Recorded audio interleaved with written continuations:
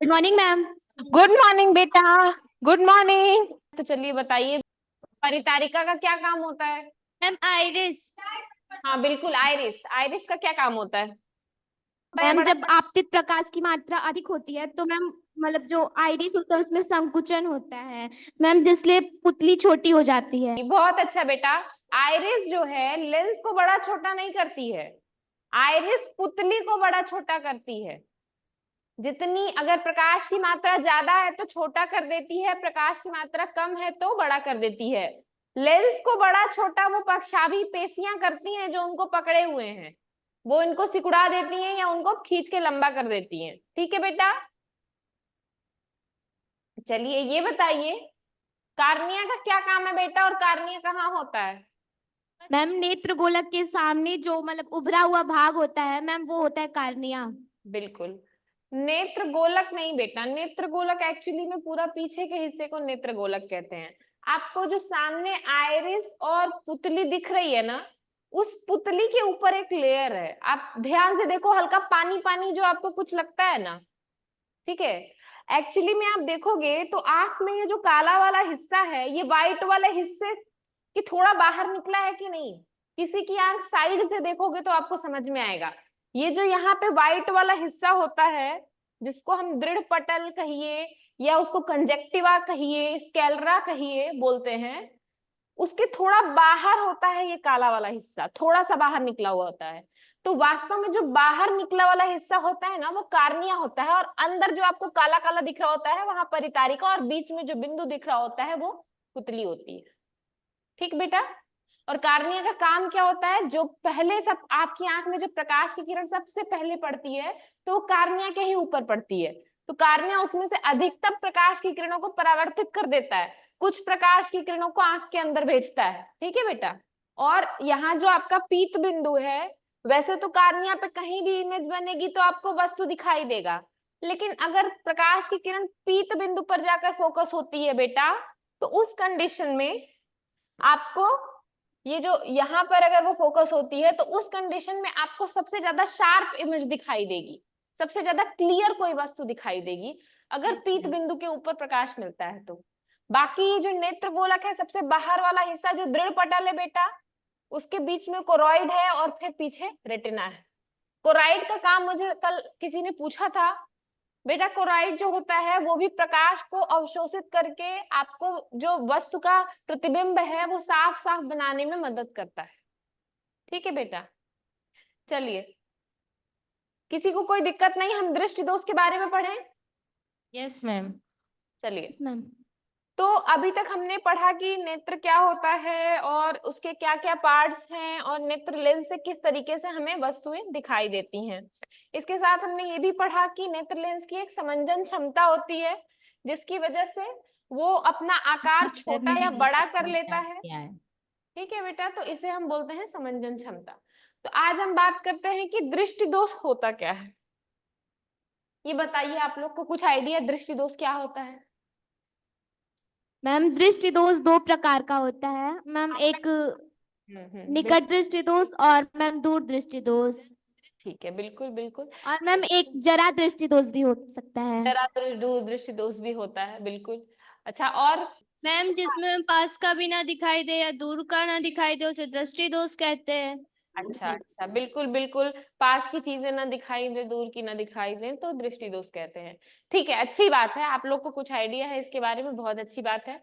होता क्या है बेटा कि हमने जब पढ़ा ना कि कोई सामान्य आंख है तो वो कितना कम से कम दूर देख सकती है। अगर आपके सामने 25 सेंटीमीटर कोई वस्तु रखी है तो आपकी आंख को साफ साफ दिखेगी, ठीक। अगर आप उससे नजदीक लाओगे तो फिर आपको देखने में थोड़ी प्रॉब्लम होगी। इसी तरीके से कोई वस्तु अगर अनंत पर है, चाहे कितनी भी दूर है, तो वो आपको साफ साफ दिखाई देगी अगर आपकी आंख सामान्य है तो। पर कुछ लोगों की आंख में क्या दिक्कत होती है, कुछ लोगों के साथ ऐसा होता है कि उनको पास की चीजें साफ दिखती हैं, दूर की नहीं दिखती हैं। कुछ लोगों के साथ ऐसा होता है कि उनको दूर की तो साफ दिखती हैं पर पास की चीजें साफ नहीं दिखती हैं, क्लियर नहीं दिखती हैं। ठीक है बेटा। और ये होता क्यों है? बहुत सारे रीजन हो सकते हैं। एक रीजन हो सकता है कि उनका नेत्र का जो गोलक है वो छोटा या बड़ा हो गया है, नेत्र लेंस जो है वो लंबा या पिचक गया है, या फिर जो नेत्र की समंजन क्षमता है वो घट गई है। अक्सर समंजन क्षमता उम्र के साथ घट जाती है। ठीक है बेटा, तो इसकी वजह से जब कोई आंख, एक नॉर्मल इंसान की आंख जो सामान्य दूरी तय है 25 सेंटीमीटर से अनंत के बीच, उसके बीच नहीं देख पाती है, तो हम इसे क्या बोलते हैं? दृष्टि दोष। ठीक, दृष्टि दोष का सिंपल सा मतलब क्या है कि जब समंजन क्षमता में कमी होने के कारण कोई भी दृष्टि सामान्य जो सीमा है नेत्र की 25 सेंटीमीटर से अनंत के बीच की वस्तुओं को स्पष्ट नहीं देख पाती है, तो हम इसे क्या बोलते हैं बेटा? दृष्टि दोष बोलते हैं। अब ये दृष्टि दोष कितने प्रकार का होता है? 3 प्रकार का होता है। पहला होता है निकट दृष्टि दोष, मायोपिया भी बोलते हैं इसको बेटा। दूसरा होता है दीर्घ दृष्टि दोष, और कहीं कहीं इसे दूर दृष्टि दोष भी बोलते हैं बेटा।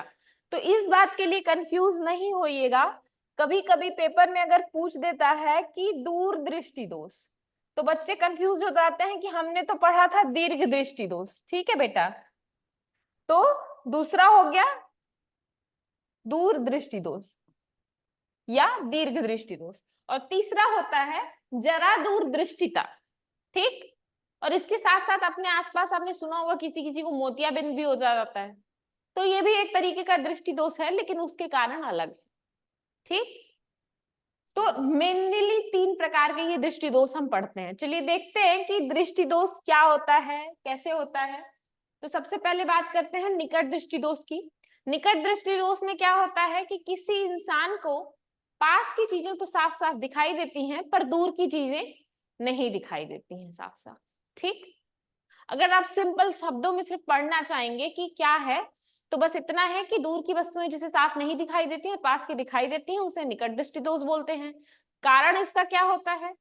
जो आपकी नेत्र लेंस है उसकी वक्रता बढ़ जाना, मतलब फोकस दूरी कम हो जाना, या फिर नेत्र गोलक का बड़ा हो जाना। और इसके निवारण के लिए क्या करते हैं? इसके निवारण के लिए हम अवतल लेंस का प्रयोग करते हैं।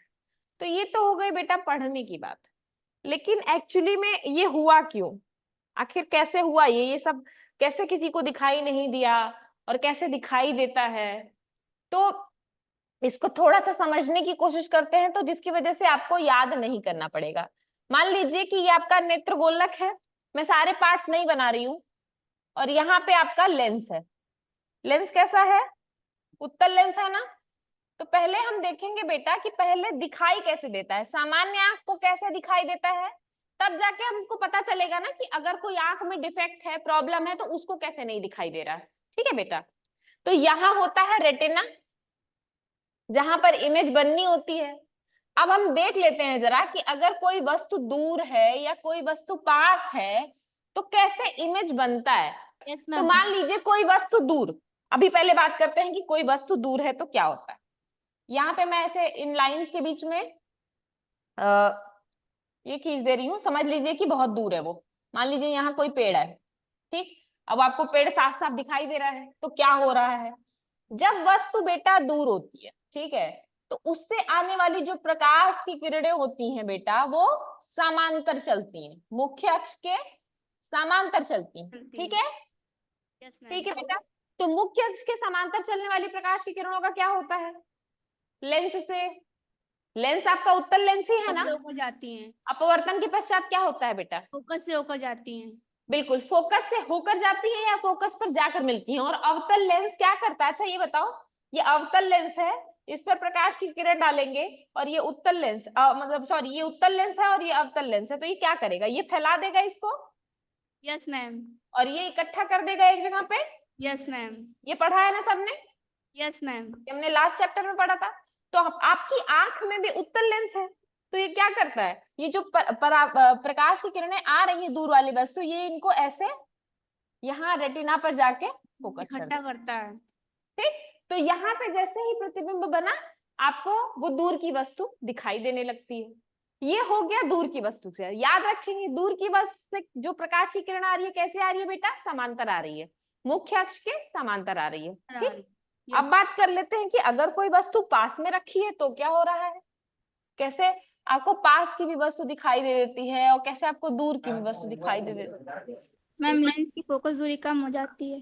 लेंस की फोकस दूरी तो कम हो जाती है बेटा, लेकिन वास्तव में हुआ क्या, मान लीजिए यही पेड़ इतना पास रख दिया मैंने, मतलब इतना पास आंख के पेड़ नहीं होगा, तो समझ लीजिए कि कोई वस्तु है पेड़ तो इतना नहीं पास हो जाएगा। चलिए, तो यहाँ मान लीजिए अभी के लिए ये पेड़ पास में आ गया, तो पास से जो प्रकाश की किरण आती है बेटा, वो प्रकाश की किरण एक तो मुख्य अक्ष के समांतर आती है, और दूसरी प्रकाश की किरण जो है वो प्रकाशिक केंद्र से होकर जाती है। प्रकाशिक केंद्र से होकर जाने वाली प्रकाश की किरण बेटा क्या होगी, सीधी चली जाएगी। Yes ma'am. और मुख्य अक्ष के समांतर वाली क्या हुई, फिर फोकस। फोकस से होकर जाएगी, लेकिन फोकस से होकर जाकर यहाँ रेटिना पर इससे मिल जाती है। तो देखा आपने, फिर से जाके वो रेटिना पर मिली। Yes ma'am. तो इस तरीके से आपको ये वस्तु दिखाई देने लगती है। लेकिन पहली स्थिति में बेटा आपने ध्यान दिया था, सारी किरण यहाँ मिली थी, फोकस कितना था इसका, यहाँ से यहाँ तक का। पहली स्थिति में जब वस्तु दूर थी तो आखिर प्रकाश की किरण जहां से होकर गई थी ये पूरा फोकस था ना, एफ मैक्सिमम। और इस स्थिति में यहाँ पे आके गई है प्रकाश की किरण, यहाँ पे आके मिली है, तो इस स्थिति में फोकस कम हो गया कि नहीं, एफ मिनिमम हो गया। तो ये है बेटा सामान्य आंख। सामान्य आंख को कैसे दिखता है जब कोई वस्तु दूर है। हाँ बेटा कुछ बोल रहे हो आप। प्रतिबिंब तो मैम उस पीत बिंदु पर बनता है। बिल्कुल, प्रतिबिंब बेटा अगर पीत बिंदु पर बनता है तो बहुत साफ चीजें दिखाई देंगी, पर ऐसा नहीं है कि अगर आपके रेटिना पर पीत बिंदु के अलावा कहीं और बनना तो आपको नहीं दिखेंगी चीजें। पीत बिंदु वो बिंदु है जहां पर सबसे क्लियर इमेज बनती है बस, ठीक है। थ्रू आउट रेटिना अगर आपको बन रहा है कोई भी इमेज तो आपको वस्तु दिखाई देगी। मैम फिर ये साफ दिखाई नहीं देगा। नहीं बेटा, साफ दिखाई देगा। देखो अंतर है साफ दिखाई देने में और बहुत साफ दिखाई देने में, बहुत क्लियर दिखाई देने में, ठीक। ब्लर नहीं होगा वो, जब तक कि रेटिना पर इमेज बन रही है तब तक वस्तुएं आपको दिखाई देंगी साफ, ठीक। चलिए, तो अब नेक्स्ट बात कर लेते हैं कि जिनको निकट दृष्टि दोष है उनको क्या दिक्कत है, ठीक। उनको कैसे वस्तुएं दिखाई नहीं देती, और फिर आखिर उनको उनके में ऐसा क्या उपचार करेंगे कि वो कैसे दिखाई देने लग जाती हैं। ठीक है बेटा, तो हमने कहा कि निकट दृष्टि दोष जिसकी आंख में होता है उनको निकट की वस्तुएं दिखाई देती हैं पर दूर की वस्तुएं नहीं दिखाई देती हैं, ठीक है बेटा। तो मान लीजिए यही दूर की वस्तु है, तो इनकी आंख में क्या होता है कि जब दूर से इस तरीके से प्रकाश की किरण आ रही है जो मुख्य अक्ष के समांतर आ रही है, ठीक, तो इनकी फोकस दूरी जो है वो क्या हो गई है, कम हो गई है। इनके नेत्र की वक्रता बढ़ गई है, नेत्र लेंस जो है वो इनका ज्यादा गोली हो गया है, ऐसा हो गया और गोला हो गया पूरा, ठीक। तो ये जो प्रकाश की किरण आती है ये क्या करता है, इसको अपवर्तन के पश्चात ये इनको ज्यादा मोड़ देता है या कम मोड़ देता है। मैम ज्यादा मोड़ेगा। बिल्कुल, जब ये गोली इसकी फोकस दूरी क्या हुई, कम हो गई या फिर इसकी वक्रता बढ़ गई है, तो ये क्या करता है, इसको यही मोड़ देता है, ठीक है। अगर इधर से भी अगर मैं प्रकाश की किरण ले जाऊं तो ये कहीं यहां मिल जाती है। तो आप देख रहे हैं जो प्रकाश की किरण आई थी वो परावर्तित होकर कहाँ मिल गई है, यहाँ इस पॉइंट पे। Yes ma'am. तो जो प्रतिबिंब है बेटा वो रेटिना पर ना बन के रेटिना के पहले ही बन गया। Yes ma'am. इस वजह से जो जिनको निकट दृष्टि दोष है उनको जो है वो दूर की वस्तु दिखाई नहीं दे रही, ठीक। क्योंकि जब प्रकाश की किरण मुख्य अक्ष के समांतर चली और उनके नेत्र लेंस से होकर गई तो वो अपवर्तन के पश्चात रेटिना के पहले ही एक बिंदु पर मिल जाती है, ठीक। Yes ma'am. और ये हुआ क्यों, क्योंकि ये जो लेंस था इसकी वक्रता बढ़ गई, या आप कहिए कि फोकस दूरी कम हो गई, या ये जो नेत्र गोलक है ये बड़ा हो गया। ये बड़ा हो गया इसका क्या मतलब, रेटिना पीछे चला गया, ठीक है। अब इसका करेक्शन करने के लिए क्या करेंगे, मान लीजिए ये जो बिंदु यहाँ है अगर हम इसको खिसका के पीछे कर दें तो इनको दिखाई देने लगेगी कि नहीं वस्तु जिसको निकट दृष्टि दोष है। Yes ma'am. ठीक, पीछे करना है। अच्छा, पीछे करने के लिए क्या करेंगे, क्या सोचिए क्या करना पड़ सकता है। ये जो ज्यादा मुड़ रही है प्रकाश की किरण उसको थोड़ा सा कम मुड़ाएं तो ये पीछे यहाँ जाके मिल जाएगी कि नहीं बेटा। यस मैम मिल जाएगी। इसका मतलब कि ये प्रकाश की किरण, अच्छा इसको कम मुड़वाना है हमको, तो अगर ये जो प्रकाश की किरण आ रही है हम उसको ही फैला दें तो ये थोड़ा ऊपर चली जाएगी। Yes ma'am. अच्छा, प्रकाश की किरण को कौन सा लेंस फैलाता है, अवतल लेंस। कौन सा लेंस, अवतल लेंस, या फिर अपसारी लेंस भी बोलते हैं उसको बेटा। तो अगर यहीं पे मैं एक अवतल लेंस रख दूं इस तरीके का, ठीक है बेटा, तो क्या होगा? प्रकाश को फैला देगा। ये है आपका नेत्र लेंस। मैम अवतल लेंस जो है वो प्रकाश की किरण को फैला देगा। बिल्कुल बिल्कुल, वो प्रकाश की किरण को फैला देगा। ये अवतल लेंस था। तो जो ये प्रकाश की किरण आएगी वो हल्का हल्का ऐसे इस तरीके से इसको फैला देगा, ठीक है बेटा, ये ऐसे ऐसे, ठीक। तो जब इसको ये फैला देगा तो ये ऊपर चली जाएगी, तो फिर से ये जब इसको मोड़ेगी, आपकी नेत्र लेंस जब इसको मोड़ेगा तो ये इसी पॉइंट पे आके मिल जाएगा, ठीक है बेटा। और अगर ये जो फैलाया हुआ पॉइंट है हम इसको कहीं पीछे की तरफ बढ़ाएं इस तरीके से, तो ये यहाँ पे आके मिल जाएगी, ठीक। तो एक्चुअली में हुआ क्या था इनके साथ, जिसको निकट दृष्टि दोष है बेटा, उसको दूर की वस्तु नहीं दिखाई दे रही है। नॉर्मल दूर बिंदु कहाँ होता है? अनंत पर इनको दूर नहीं दिख रहा है, इनको पास दिख रहा है। इसका मतलब इनका दूर बिंदु अनंत से और पास आ गया, ठीक। यस तो जब हमने अवतल लेंस लगाया तो उसने क्या किया, इनके दूर बिंदु जो एक्चुअली में अनंत पर है उसको ये पास ले आया, ठीक। तो वास्तव में जो वस्तुएं अनंत पर हैं, जिसकी आंख में अवतल लेंस लगा हुआ है, उसके लिए वो वस्तुएं अनंत पे नहीं होकर के और पास आ गई हैं। तो जब पास आ गई हैं तो उनकी नेत्र पास की चीजों को तो देख ही सकती है। तो इस तरीके से ये जो प्रतिबिंब है वो वापस रेटिना पर बनने लगा है, ठीक है। चलिए, तो ये हो गई बात निकट दृष्टि दोष की। अब ऐसे ही जब दूर दृष्टि दोष होता है तो क्या होता है? दूर दृष्टि दोष में बेटा, अच्छा ये कंफ्यूज मत होइएगा, नाम तो निकट दृष्टि दोष है लेकिन दिखाई चीजें दूर की नहीं देती हैं, ठीक। ऐसे ही नाम दीर्घ या दूर दृष्टि दोष है पर दिखाई चीजें पास की नहीं देती। पास की नहीं देती हैं। तो बहुत बार बच्चे कंफ्यूज होते हैं इसको लिखने में, ठीक है। एग्जाम में आपके ज्यादा से ज्यादा पूछा जाएगा कि दृष्टि दोष क्या है, निवारण कैसे होता है, और या तो आपको किरण आरेख बनाने के लिए कहा जाएगा। वो आपके नोट्स में भी होगा, आपकी बुक में भी होगा, बस आप समझ लीजिए थोड़ा सा। इसी तरह से क्या होता है कि जब बेटा जिनकी आंख में दूर दृष्टि दोष होता है तो मान लीजिए उनको दूर की वस्तुएं तो दिख ही रही हैं, पास की वस्तुओं के साथ क्या हो रहा है, उनके जो पास की वस्तुएं हैं उनसे जब दो प्रकाश की किरण आ रही है चल के बेटा, तो ये क्या हो रही है, ये परावर्तन के पश्चात रेटिना के पीछे जाके मिल रही है। तो रेटिना के पीछे कहीं मिल रही है, इसी वजह से उनको वस्तुएं दिखाई नहीं दे रही हैं। तो हमारा काम क्या है, अब ये क्या कर रहा है, ये प्रकाश की किरणों को ज्यादा मोड़ रहा है या कम मोड़ रहा है? ज्यादा मोड़ रहा। ठीक है बेटा, अभी यहाँ से देख के लग रहा है आपको। अच्छा, अब इसके निवारण के लिए क्या करते हैं, यहाँ आंख और इस वस्तु के बीच में एक उत्तल लेंस रख देते हैं, ठीक। Yes ma'am. उत्तल लेंस क्या करता है बेटा, कन्वर्ज करता है प्रकाश की किरणों को, एक जगह पर केंद्रित करता है, ठीक। तो ये ज्यादा कर रहा है, हम चाहते हैं कि ये थोड़ा कम करे, कम करके या के रेटिना एक पॉइंट पे बना दे वस्तु का प्रतिबिंब, यही चाहते हैं हम। Yes ma'am.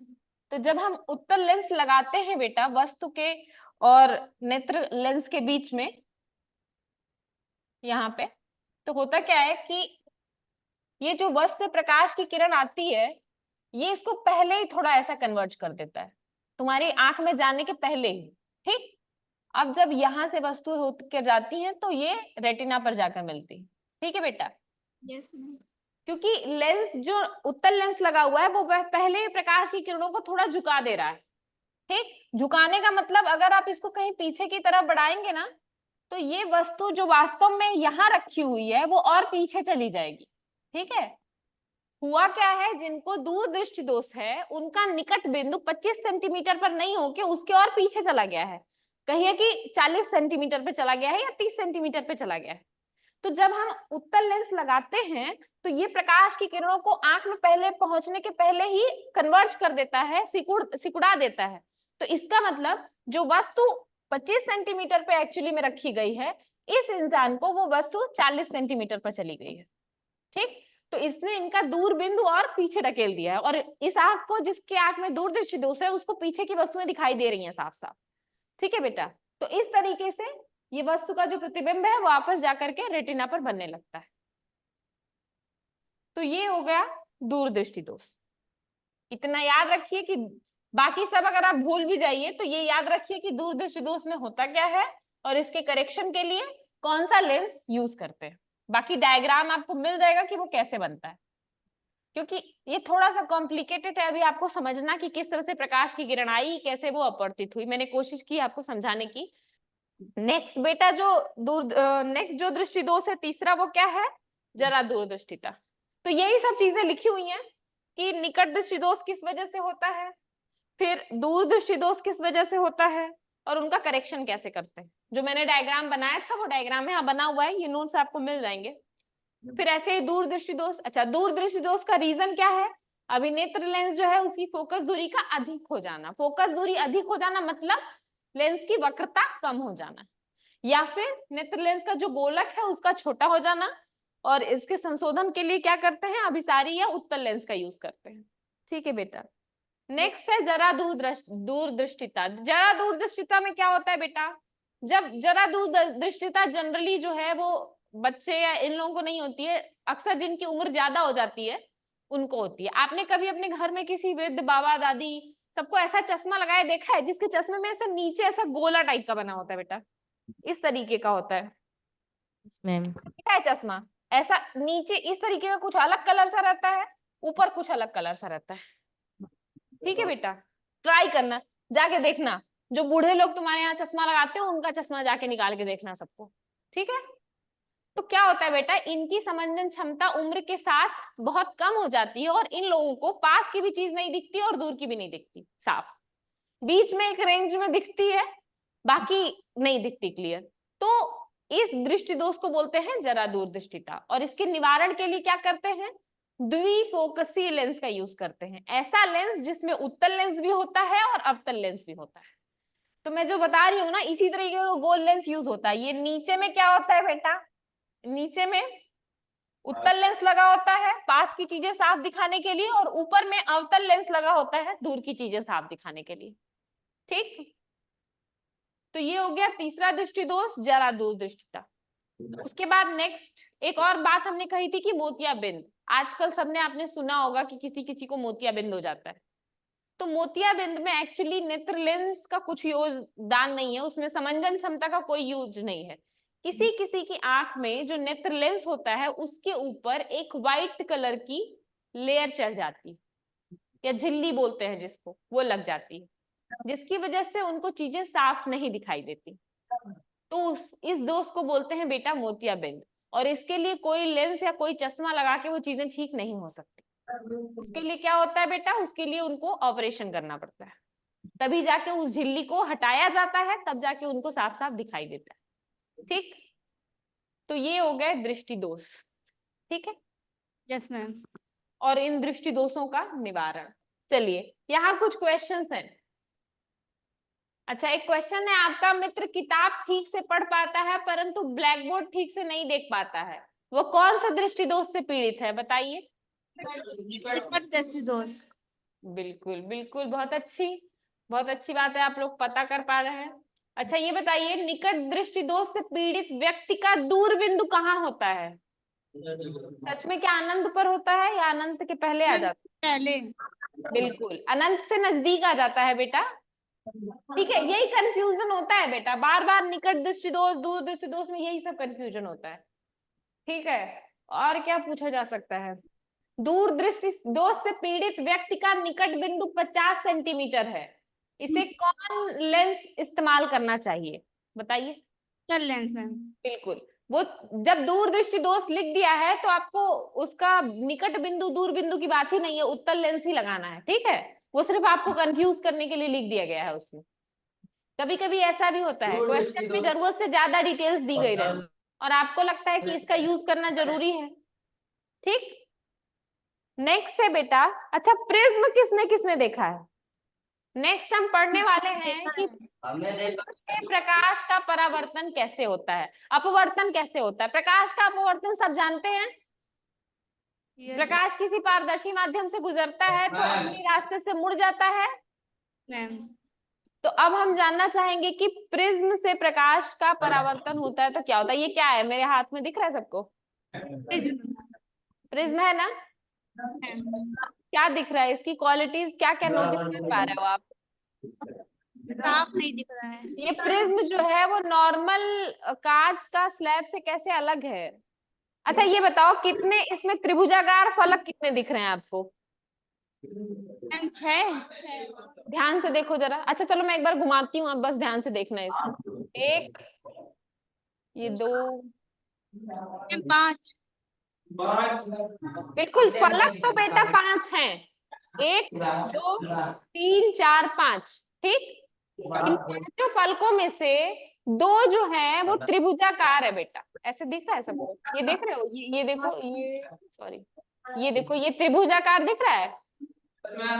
ऐसा एक सामने और ऐसा ही एक Yes, पीछे ma'am. भी है, ठीक। ये क्या हो गया? त्रिभुजाकार आधार हो गया प्रिज्म का। और उसके अलावा ये जो फलक है बेटा, ये आपको रेक्टेंगुलर दिख रहा है कि नहीं? ये देखो, ये रेक्टेंगुलर है। इसी तरह से आयताकार ये भी है, और इसी तरह से नीचे वाला हिस्सा भी आयताकार था। प्रिज्म और नॉर्मल कांच के ग्लास में क्या अंतर होता है? प्रिज्म में बेटा 2 त्रिभुजाकार आधार होते हैं, एक आगे एक पीछे, और 1 2 और एक नीचे, 3 पार्श्व फलक आयताकार होते हैं, ठीक। Yes ma'am. और ये जो पार्श्व फलक आयताकार होते हैं वो एक दूसरे से एक एंगल बनाते हुए आपस में जोड़े गए होते हैं, ठीक। और इन पार्श्व फलकों के बीच का जो एंगल होता है उसको बोलते हैं बेटा प्रिज्म कोण। प्रिज्म में और नॉर्मल ग्लास में यही अंतर है बेटा कि 2 आयताकार जो इनके फलक हैं वो एक दूसरे से एक एंगल पे जो है मिलते हैं, जैसे कि ये और ये। तो ये तीनों जो एंगल आपको त्रिभुज के तीनों कोनों पे दिख रहा है ना, इन तीनों को हम बोलते हैं प्रिज्म कोण, ठीक। हम देखेंगे कि प्रिज्म से प्रकाश का अपवर्तन और नॉर्मल प्रकाश के अपवर्तन में क्या अंतर है, लेकिन करिए, शायद ही दिख मैम रेड। दिख रहा है। Yes ma'am. मेरा हाथ दिख रहा है सबको? Yes ma'am. अभी बस धुआं करती तो आपको जो है अपवर्तित वाली, मैंने ग्रीन लाइट डाली है बेटा इस पे के ऊपर, दिख रहा है। प्रिज्म के ऊपर ग्रीन लाइट डाली है बेटा, और रेड दिख रही है। इसके अंदर रेड लाइट जा रही है, यस मैम। ठीक। और फिर उसके बाद दूसरे साइड से बाहर निकल रही है। तो हम ये भी पढ़ने वाले थे कि क्या आपतित किरण है, क्या अच्छा इसमें कौन सी आपतित किरण है ये बताओ। मैम इधर से जाने वाली है। मेरे हाथ से ये वाली, ये जो मेरा हाथ है इससे जो जा रही है वो प्रकाश की किरण आपतित किरण है। Yes ma'am. और फिर बीच में अभी एक्चुअली आपको डायरेक्शन नहीं दिख रही है कि मैंने प्रकाश की किरण डाली किधर से है। कोई बात नहीं, हम ये एक्सपेरिमेंट कल देखेंगे कि प्रिज्म से प्रकाश की किरण किस तरह से परावर्तित हो रही है। मैं ट्राई करती हूँ, अगर व्हाइट लाइट मिल जाए तो आपको 7 रंग वाला दिखाने की कोशिश करूं, लेकिन अगर नहीं भी होगा तो आप ग्रीन कलर की लाइट का तो अपवर्तन हम देख सकते हैं कि प्रिज्म से कैसे होता है। मैम एक प्रिज्म होता है पिरामिड की तरह, हाँ तो मैम बिल्कुल, पिरामिड की ही तरह जो होता है वही प्रिज्म होता है। क्या डाउट है? मैम आपने जो दिखाया वो हाँ, तो इसमें और उसमें क्या अंतर है? पिरामिड की तरह जो होता है वो कैसा होता है? मैम उसमें सभी त्रिभुज होते हैं। उसमें सभी त्रिभुज होते हैं। Yes ma'am. अच्छा, तो आप कहना चाह रहे हो कि वो ऐसा होता है? Yes ma'am. Something like that, सभी उसमें त्रिभुज होते हैं। चलो हम कल इसके बारे में पढ़ेंगे बेटा। आज की क्लास हो गई है क्योंकि मैथ्स की क्लास हो रही है, ठीक। और हम आपको बताएंगे कि एक्चुअली में ये प्रिज्म है भी कि नहीं है और कौन सा प्रिज्म है। थैंक यू ठीक मैम। ठीक है बेटा।